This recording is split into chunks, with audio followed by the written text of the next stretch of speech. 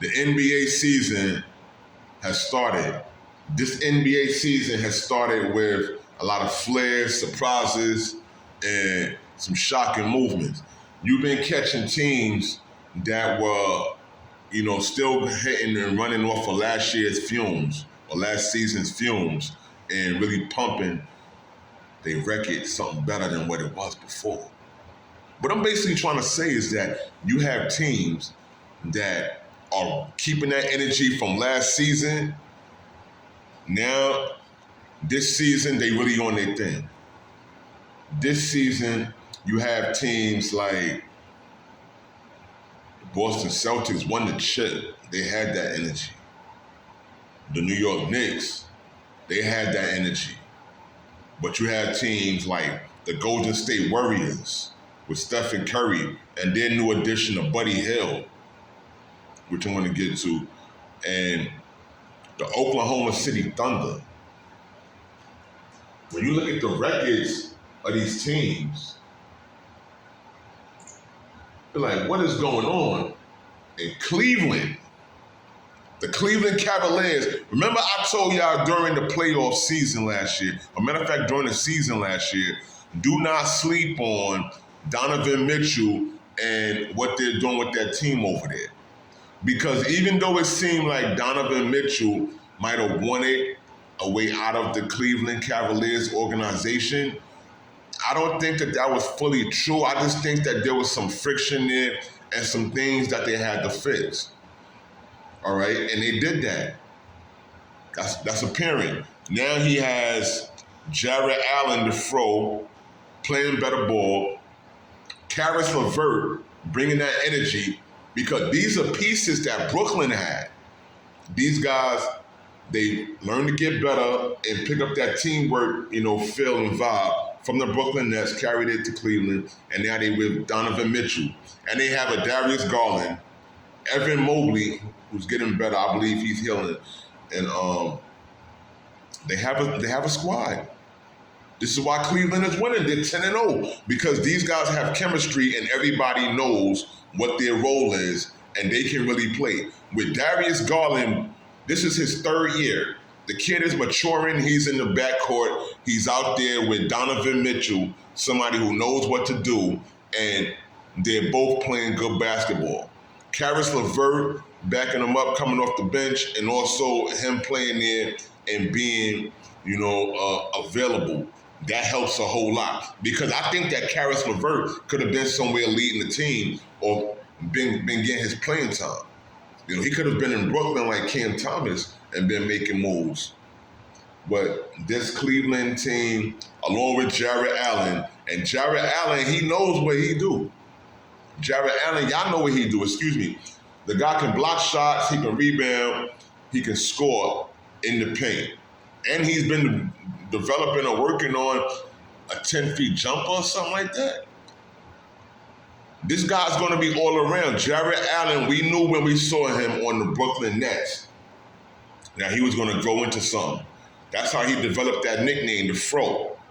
He has his own style. He's going to be cool. He's going to be a good guy, But Cleveland is 10-0. That's the only undefeated team in the NBA right now. Cleveland at 10-0. They're 2 games up on Boston, who were the champions for this last season. They're the current champions right now. And then under that, you have the rest of the Eastern Conference, which has been really struggling. The Eastern Conference right now at this point is anybody's game, because after you get past the Cleveland Cavaliers and the Boston Celtics, you have the Knicks at 4-4. That's the number 3 spot, 4-4. That's where you have the New York Knicks. And then you have the Charlotte Hornets at 4-5. You even got the Brooklyn Nets at 4-5 in the 6th seed right now. The 6th seed is protected because the play-in goes from position 7 to 10. So the New York Knicks, they in a cool spot, but the Brooklyn Nets, they're also there. I'm not saying that the Nets is trash, but the Nets are not one of these dominating teams that we know coming into this season are just going to dominate and just ruin people's plans. They can ruin some plans with their style of play if they play with that traditional Brooklyn Nets basketball and play team basketball, as they do. It's going to make everything a lot better because they're going to shock people because they don't have anything to lose. If you have nothing to lose, you can go into any fight or battle and handle your business and just scrape the best you can or whichever way you want to, without no penalty. Let's put it like that. People thinking that the Indiana Pacers, with the fact that Tyrese Halliburton is coming back from off the Olympic run, he's reuniting back with his brothers, Miles Turner and, the rest of the squad over here in Indiana. Pascal Siakam. They think Indiana's going to be this blowout team or just this dominating squad too in the East. And they're supposed to be a big problem. But I'm not saying that because the main worry has come with what's happening in Milwaukee with the Milwaukee Bucks, knowing that Dame Lillard is there playing and Giannis Antetokounmpo. Some saying that he's still not so happy, but he really needs to play better because he's on this squad with a winner and someone that can help him take and elevate this game, to different levels because Dame Lillard is a winner, even though he doesn't have an NBA championship. You got to respect it. And I say just the fact that the Miami Heat, they're in 10th spot. They always low, but then they pick it up because they have guys like, Tyler Herro and dudes like Jimmy Butler that's going to grind it out. And Bam Adebayo. This is what they do. They wait and then they grind. They push forward this way. So them being at number 10 is not so alarming at all. Okay? The Atlanta Hawks being at number 8. The East is looking weird. Everybody is 4-4. We start at the third spot with the New York Knicks, 4-4. Everybody all the way down to number 9 at the Orlando Magic, 4-6. So it's kind of open. It's been a slow start, maybe some jet lag to some of these dudes getting back into the season play. But you have the Milwaukee Bucks sitting at 2-7 and Joel Embiid and the Philadelphia 76ers at 1-7. So you say something is wrong there. These teams have to pick it up. Chris Middleton, we need him to get into his zone in order for Milwaukee to be better and to be who they should be. This is just the start of the season. It's not like when back in the day, you had to have that great start to the season and folks were looking for you to have 63-19 or to win, 60 game, go 60-22, 54-28. Seasons like this, you just don't know what it's going to end up like. However, there's not as much pressure now with the spots 7 to 10 and this new play-in formula because it allows teams to be more lazier or not take the regular season as serious. I mean, this is especially if you know you have a team that can pick up the pieces later on and get you into one of them 7 to 10 spots or make it to the playoffs, The Lakers have done it, for the last few seasons, knowing that, okay, we got LeBron James, we have AD, we're going to make a push, we're just going to fight. The Golden State Warriors did that too the other year when they won the championship in 2022. And folks was writing them off, saying, okay, they wasn't going to be the greatest. But I believe that Joel Embiid and him, the way he's expressing, he wants to win right now. They have Paul George on the new 4-year deal. He just debuted this week. Paul George is there to win. Tyrese Maxey, I think he's hurt right now, his hamstring or something like that. However, that Philadelphia team, when they start to pick up the pieces, and even though I'm not one of their biggest supporters to pick up the pieces because I want the New York Knicks to win and to be controlling the Atlantic Division, Brooklyn Nets too, I want them to be in a good spot. But however, the New York Knicks, that'll be great. But it's questionable what's happening right now. Even with the Knicks, we have not taken off. The whole Eastern Conference have not taken off. It's like they're just in wake-up mode. Either that or there's a lot of competition out here and people have gotten better. Some of these rookies, they've come in the game ready to play. And shout out to Zach Edey over there in Memphis. Memphis is 6-4. They're in the sixth spot in the West Coast, on the Western Conference. And the Phoenix Suns and the Oklahoma City Thunder is running the West Coast. You have Kevin Durant, who's back, and he has a point to prove in Phoenix. He's liking the way that Jusuf Nurkic has been balling lately, and Bradley Beal, the way he's been bringing it. Did y'all see the game last night? They won that game. Dallas could have won that game. However, it was won by Phoenix. They were running neck and neck since the beginning of the game. Since the beginning of the game, they were running neck and neck since it was like, what, 4-4, then it was 20-20, and they kept it going.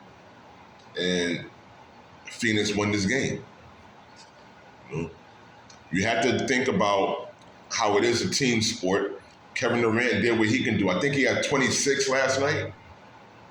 But Kyrie was awesome. Klay Thompson was awesome. And you see where Klay Thompson fits into the Dallas system. So shout out to these dudes over in Dallas, even though they lost to the Phoenix Suns last night. Kevin Durant, for some reason, he's seeming happier and like they have a rotation. When he did that thing in the fourth quarter with his hands, he's like, yeah, we're celebrating. You know what I mean? This was a great move when Nurkic caught the rebound and jammed it through with two hands. You know what I'm saying? That was an ill slammer, really good play. Big blessings. Mm-hmm.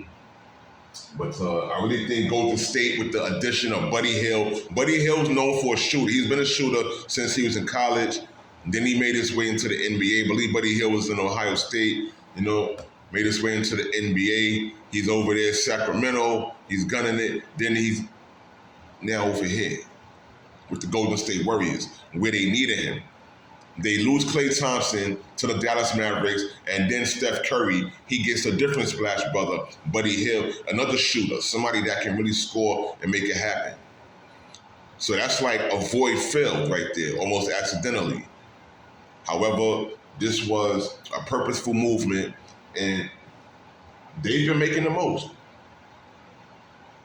Phoenix is on their way. Oklahoma, with the addition of Isaiah Hartenstein, even though Isaiah Hartenstein right now, he's hurt.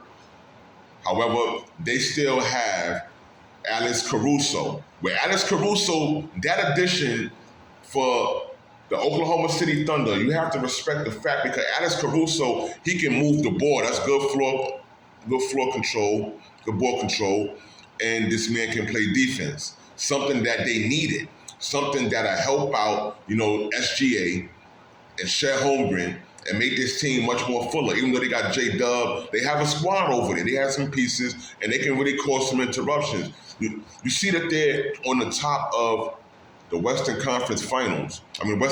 Western Conference right now at 8-1, tied with Phoenix.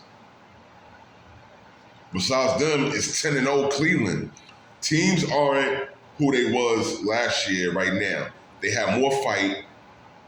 They asking, what about Anthony Edwards? Anthony Edwards, 6-3 with Minnesota. He had an L jam the other day showing that he's still on his aggression game and he's on his aggression shit. He's going ham.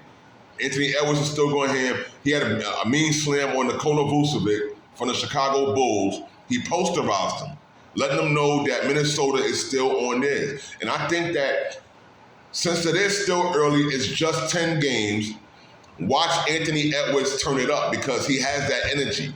He's scoping right now, seeing who thinks they're running the game, and they have that squad. They have a Julius Randle that can run the ball and go, and Dante DiVincenzo that can move around and hit shots and also fit into the chemistry real well. So they didn't really lose a lot by losing Karl Anthony Towns. They still have Rudy Gobert, Defensive Player of the Year, on that team. And the Minnesota Timberwolves, they're going to be dangerous still. They are. They're going to make moves. They're going to get greasy. Anthony Edwards, he's going to be shooting, slamming, slashing to the basket, leading this team to get busy, man, to get back up there to the Western Conference Finals or close to it, the semis at least. But I don't see Anthony Edwards backing down. And then the Lakers, LeBron James, Bronny has started the G League. He's over there. Tickets to $200 a pop. I think LeBron James now, he's back to being more focused. The light is off of his son. him and AD, they like, okay, now what's good? Y'all want to worry about my boy, worry about me, and what's happening in front of you. The season is here. We about to get started. Even more grizzly on you. The first 10 games only passed. We got 72 more to go. And I think the Lakers are not going to be a play-in team this year. I think with the connections of Dalton Connect, they're going to be better. They're going to be maybe 6th or 5th seed in the West. The Lakers, LeBron is tired of having to put in that extra gas and fight his way back up from being a 7 to 10 spot team in the play-in. You're like, whose spot are they going to take? I believe that the San Antonio Spurs are going to step it up. There's going to be a lot of fighting in the West because a lot of teams have gotten better. They just have. Some teams that you may think is going to be causing interruption, they're not going to be a big problem. Do not sleep on Singer and these dudes, Jalen Green and Houston either. They're going to cause some interruption. They may be the playing team that's going to, enforce some impact and, cause some friction in the playoffs. But I don't see it being LeBron James and these dudes over here in LA. And the Clippers, who knows? I mean, I'm not going to say that James Harden doesn't have what it takes to lead a team, but I don't see just James Harden being one of the only factors on an LA Clipper team with a hurt Kawhi Leonard that is unreliable to lead them anywhere just beyond a play-in if they get that far. I'll give them like the 8th or the 9th spot in the play-in if they can, sustain that. But the Western Conference is nothing to sleep on, and it's no joke. John Morant is back. The Sacramento Kings, let's not forget the Sacramento Kings with the addition of this homeboy, DeMar DeRozan, with him and Fox and Domantas Sabonis. It's looking sick in Sacramento. A lot of possibilities are there once they start to get that chemistry right and they start to really go and blow. It's going to be something big happening in Sacramento, California. Shout out to them. That's the NBA. I think that the Brooklyn Nets are one of them teams that's going to be a sleeper. And you like, he's mentioning Brooklyn, but I'm mentioning Brooklyn because Brooklyn, like I said, they have nothing to lose. And they're not playing like they scared. They're not playing like scared church girls or little kids. They're playing like they want to win. And they know that they don't have a big star, an all-star on that team. However, these guys can be dangerous.